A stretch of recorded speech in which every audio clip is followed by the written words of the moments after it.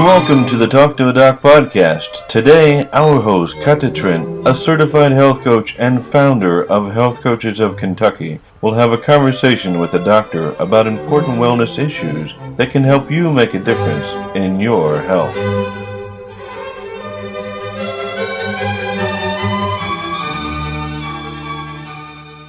Hello, and welcome to the Talk to a Doc podcast. My name is Katya, and thank you for listening. Today I have a wonderful guest, and we will have a chance to talk about one of the most misunderstood nutrient out there. We're going to talk about protein. So I would like to welcome my guest, Janice Stanger. She is a nutrition expert and mythbuster. She's a speaker, educator, and author of the book Perfect Formula Diet, How to Lose Weight and Get Healthy Now with 6 Kinds of Whole Foods.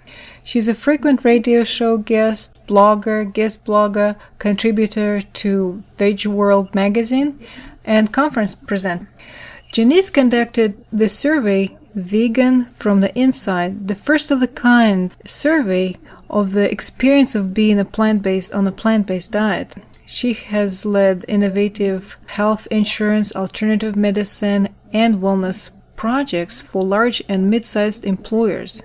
Janice, thank you so much for joining me today. Happy to be here.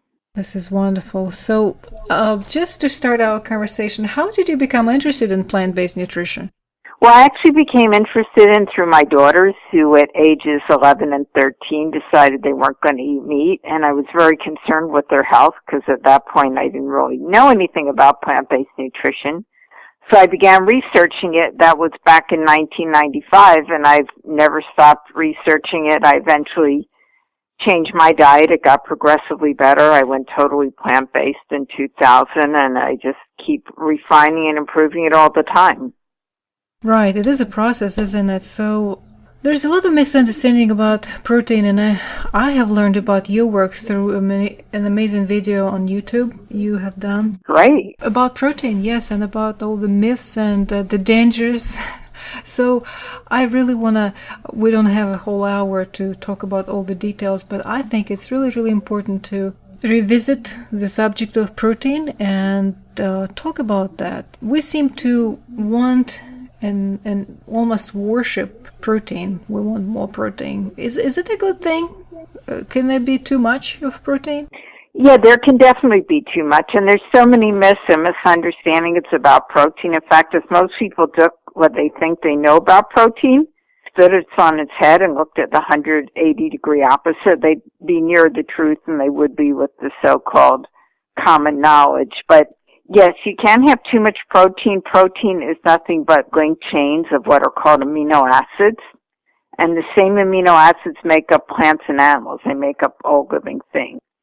So because of that, protein is in anything that was once alive when you're eating whole plant foods, and you don't need a special source of protein. It's pretty much in any plant food you're going to eat. And it's in plant foods in optimal amounts if you eat a varied diet. If you eat very concentrated protein, which is what's in animal food, yes, you definitely can get too much, which causes a variety of health issues.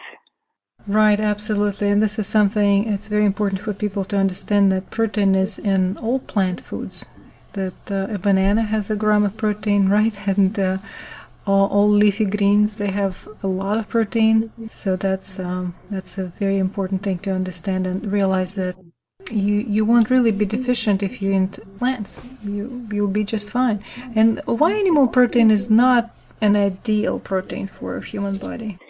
Well, animal foods tend to be very concentrated in protein, and that's not the only thing wrong with them by any means, but let's just, look at protein in this conversation, because there's so many things wrong with the animal foods. But in terms of the protein, it's very ultra concentrated in animal foods. And what happens is you're then getting a lot more protein than you need, and it becomes toxic waste because your body has to get rid of it. It's more than you need. So just like you get more of anything than you need, you have to get rid of it. So in the process of getting rid of it is very hard on the kidneys and the liver, and it can damage a lot of people's kidneys and liver. And in fact, something like half of all Americans are expected to develop chronic kidney disease at some point as they get older, and mostly that's because, they're eating these high animal food diet. It can also cause chronic inflammation, and it can cause the body to overproduce a hormone called IGF-1, which causes excessive growth, and that's not good for cancer cells. Well, it's good for the cancer cells, but it's not good for you because it's going to make any cancer cells in your body grow at a much faster and more uncontrolled way. So, IGF-1 in amounts, beyond the small amounts our bodies would naturally produce is very dangerous, and that's another side effect of eating too much animal protein. Right. Is that true that we can store carbohydrate, we can store fat, but protein is something your body cannot really store? Is that why we have to get rid of it every day if we eat too much of it? Yeah, what happens is your body basically stores almost all its excess energy as fat, and we can all store, unfortunately, hundreds and hundreds of pounds of fat if, we really wanted to. It can store small amounts of excess carbohydrate as carbohydrate, but mostly it turns it into fat and stores it that way.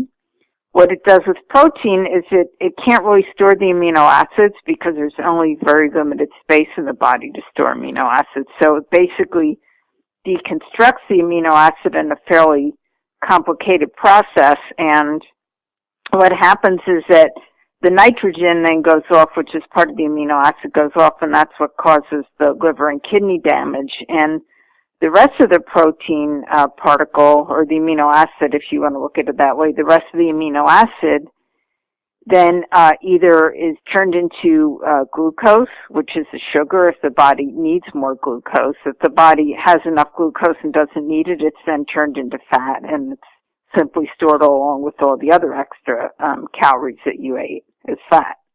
Right. So, yeah, that's very important to understand that. So I had people who told me that they can't really switch to plant-based eating because they don't feel satiated without animal protein. What would you tell people like that? They're probably not eating enough calories. A lot of people think a plant-based diet just consists of fruits and vegetables, neither of which has a whole lot of calories in a mouthful. In other words, they're not very calorie dense. And humans do need to eat more calorie dense foods. We can't just live on fruits and vegetables. We need more calories in that. So the thing about animal food, it's not the protein people are craving, it's the calories, the denser source of calories, because animal foods are generally very high in calories.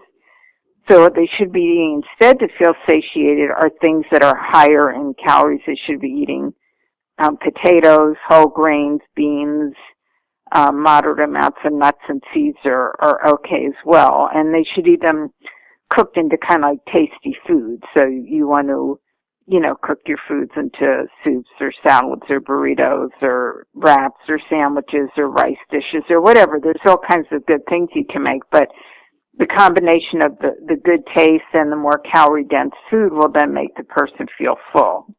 Right. Well, that brings us to the topic of diet. So you have a book called The Perfect Formula Diet, How to Lose Weight and Get Healthy Now with 6 Kinds of Whole Foods.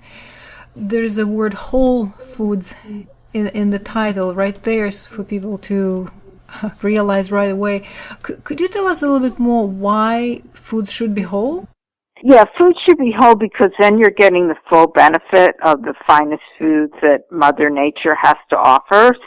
When you're looking at highly processed foods, and that would be things like sodas and candy and, white flour and processed sugar, white rice, and people don't realize it, but processed oils are also very, very highly processed food. That would include any kind of extracted oil in a bottle or a tub like margarine or olive oil or coconut oil or pretty much any kind of extracted oil.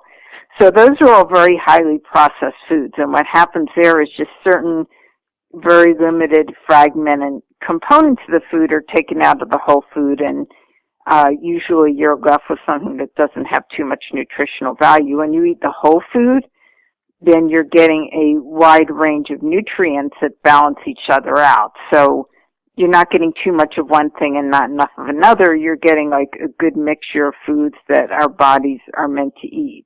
So that's why, it's important to eat a wide range of whole foods. And that doesn't mean you're eating like raw foods, like all you can eat, or like I said, you don't want to just eat like raw fruits and vegetables. And it's fine to cook foods.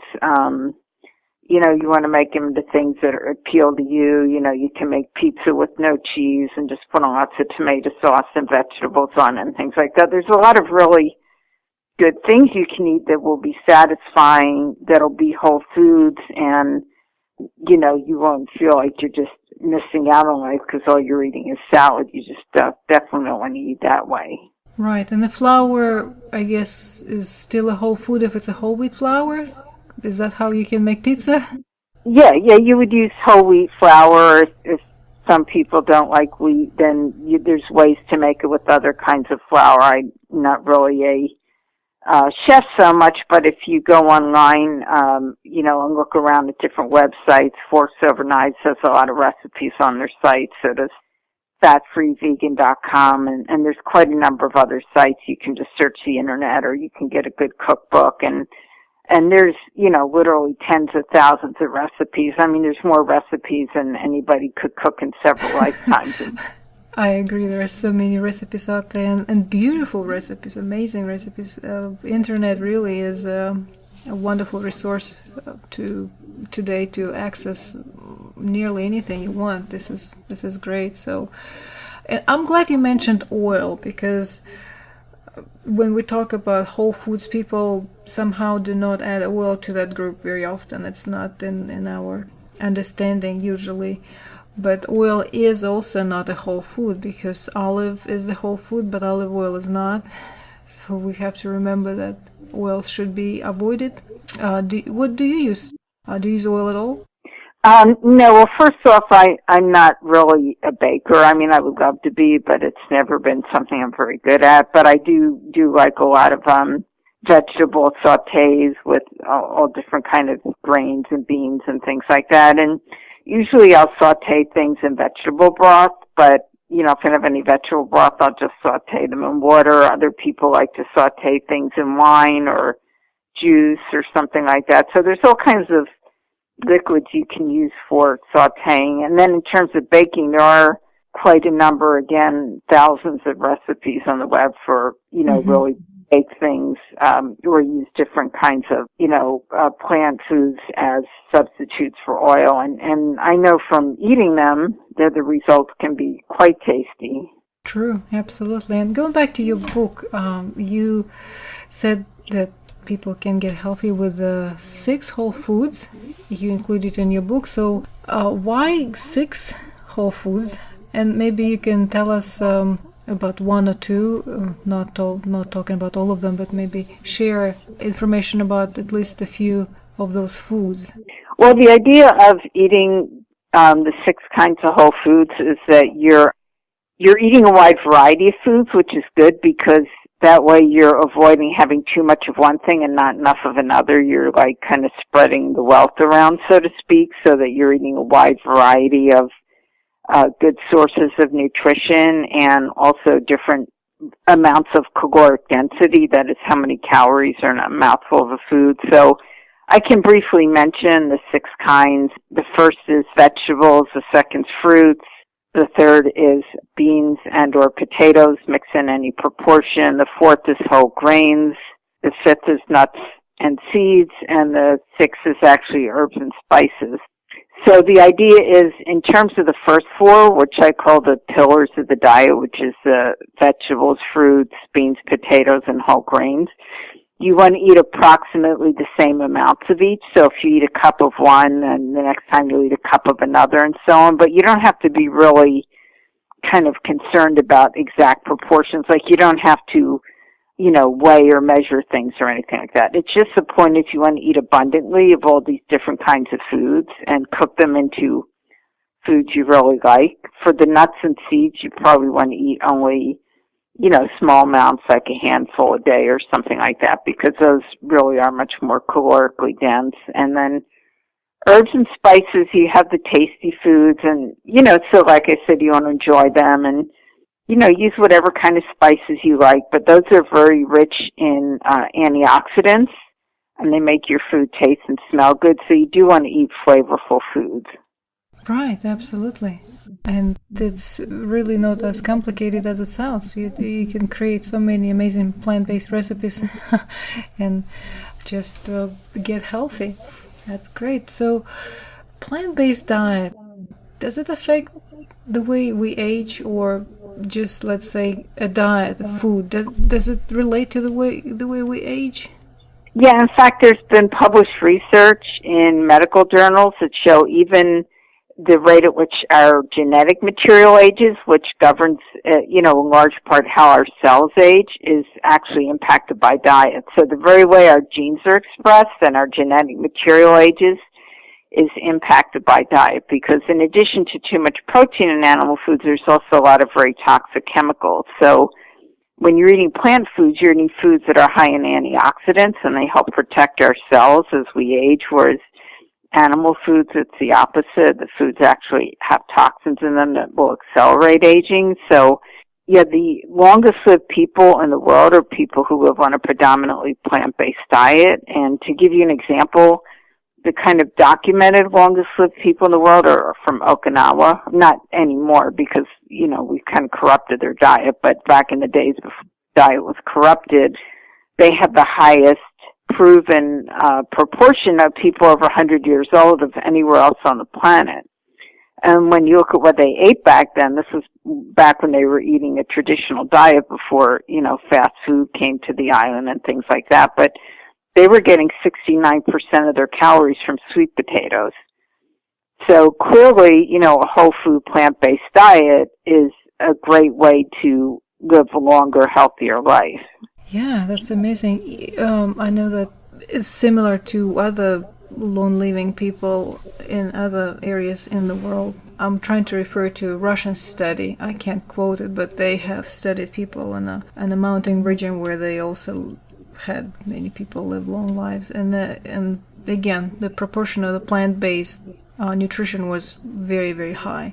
I think it's similar with the Mediterranean diet. When we think about Mediterranean diet as a healthy diet, we have to realize that most of it used to be at least plant-based. It's not necessarily about the fish, it's about the vegetables and the fruits and all that good stuff.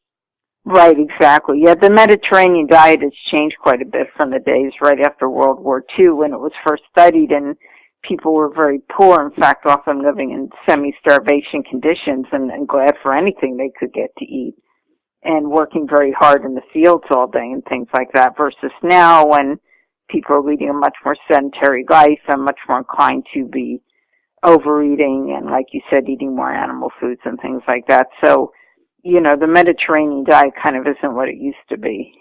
Yes, it's not. Hopefully we have inspired some people to go plant-based with this podcast today. So what would be your recommendation for people who would like to start a plant-based diet or transition and they don't know where to start? Well, there's a lot of great books out there. I mean, certainly my book is one, but there's many other resources. I would say watch the documentary Forks Over Knives is a great way to get inspired, and watch people eating some delicious foods that'll hopefully inspire you. But I would say, find ways to take foods you already like and make them plant-based. So, for example, if your favorite dish is spaghetti and meatballs, then learn to make, spaghetti with really good tomato sauce and some extra vegetables thrown in, and maybe use some garbanzo beans or kidney beans or tofu or something like that instead of the meatball. So, really, you don't have to go off and eat any kind of exotic food. You can keep eating the foods you already like, but just find ways to make them healthier. And again, there's tons of information online about how to do that. And then, you don't have to make a lifelong commitment either. I mean, it's very good and it works very well for people to say, well, I'm just going to try this out a few weeks. So, I'm going to just spend a few weeks trying to figure out how to eat plant-based and collecting different recipes and going to different restaurants and talking to people online. And, a lot of times if you live in a city, there can be local support as well. And just see what happens in 3 weeks, or just, you can even take it more slowly than that. But the important thing is that you're like moving in a good direction. As long as you keep your momentum and you're moving a good direction and you're doing more every week than the week before, then eventually you'll get to where you want to be. It's not a race. It's like you want to make solid changes that you'll stick to. Are there any supplements people should be thinking about if they want to really embrace plant-based diet? Well, the only real supplement people are likely to need is vitamin B12, because vitamin B12 is made by microbes.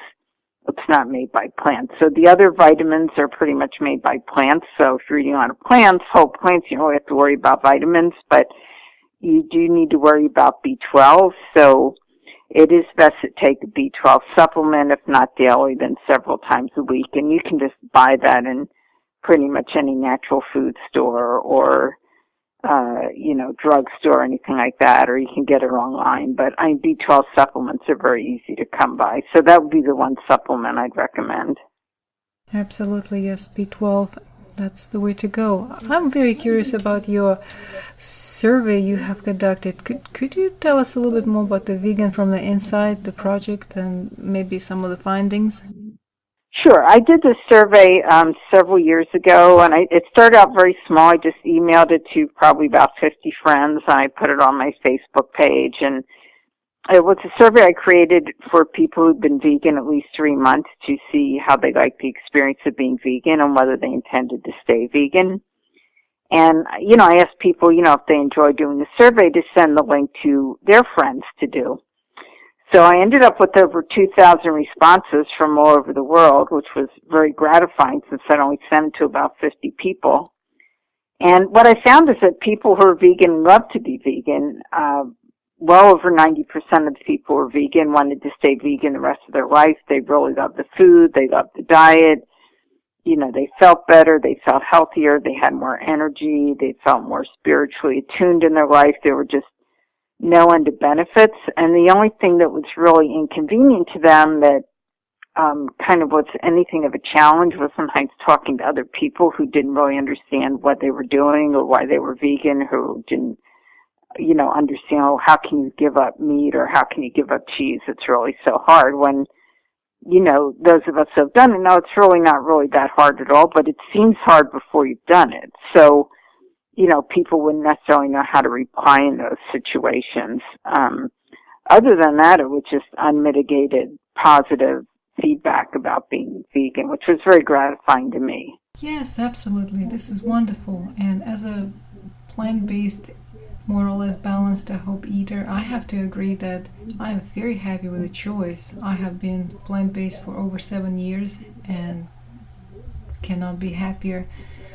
We have some minor issues, like we had to go to a birthday party recently, and of course there was a birthday cake and pizza, and they were not vegan, but you learn to adapt, and kids had fun anyway. But my point is that sometimes you have to be a little bit more prepared and have like a little cake for your kids. I had some cookies I brought along with me, so yeah.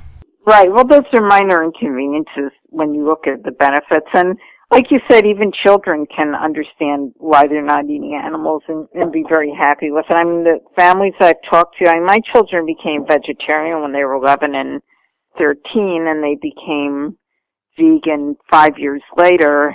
So, they weren't very young children. But people I've known who've had very young children who are vegan, the kids are fine with it. I mean, I've never had anybody tell me, my child is having social difficulties or has nothing to eat or something. I mean, the kids figure it out and they're happy, and, for the most part, they do extremely well. So it's really not a concern. Just to be clear that this is not a big issue. This is really a minor inconvenience, and you are so much happier on a plant-based diet and just going to someone's party, even though it's not vegan. It's really not a problem, not an issue. So what is your favorite meal? What do you like to eat? Well, I like a wide variety of foods, but probably if I had to single out a favorite, it would be different kinds of soup and As I mentioned, I'm not really a baker in terms of cooking because it's kind of an exact science and you have to be really, really good at it and attentive. But soups are very forgiving because if you're cooking soup, you can always put a little more water if you need to, or you can put a little more vegetables or rice if you need to, or whatever. I mean, you can kind of adjust it as you cook. It's not like an exact science. And, you can add more different kinds of herbs and spices and things like that. And it's usually even better the next day. I mean, if you make a big pot, it's almost always kind of the flavors have melded the next day and it tastes even better. So that's kind of my favorite class of foods. Even in the summer, I don't mind eating soup. Soups are more forgiving. Yes, I can see that. Absolutely. I can see that. I also enjoy preparing food, but I find myself enjoying very simple foods. And when I work with people and I offer them to just have some boiled potatoes with a slice of avocado, it sometimes doesn't go over very well because their taste buds are so burned with sugar and salt and fat, and they are looking for more complicated dishes, I guess. So, yeah, do you find that you enjoy simpler foods now as well?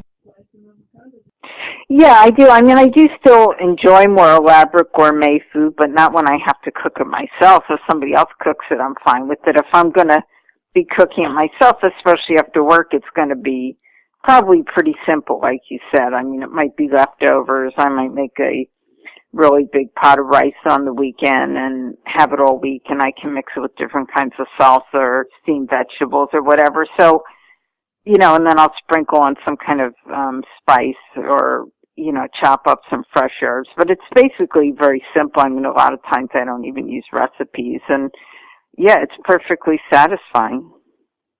Right. And I would like to encourage everyone to check out your website and look at your book. I think it's perfectformuladiet.com. Is that correct? Yeah, it's perfectformuladiet.com. There's a blog on there with over 150 posts on it that mostly concern whole food, plant-based nutrition. In the resource section, there's a lot of resources, but that's where you'll find Vegan from the Inside. You can read the report on the survey there.